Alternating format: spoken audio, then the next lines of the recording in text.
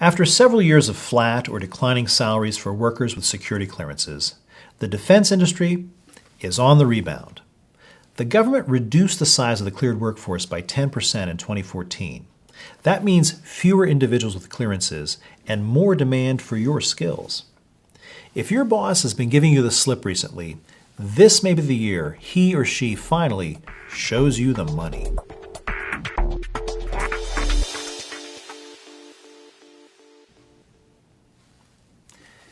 In a recent ClearanceJobs survey of defense industry professionals, 85% of men and 74% of women said they expect a pay raise in 2015.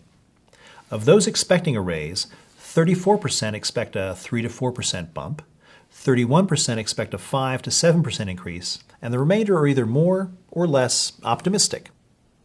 When it comes to asking for a raise, timing really is everything. The best time to do it is during your annual review. Use that opportunity to highlight your accomplishments over the past year and then make the ask. An exception to that rule is if you're an all-star performer, you've recently taken on new responsibilities, or if you're in a very competitive industry. If that's the case, it may be effective to make your argument for a raise outside of the review process. Right now is probably not the time to shoot for the moon. You could end up unemployed and not in the stars. Asking for a 10% pay raise probably isn't realistic, unless that's the standard in your company and industry.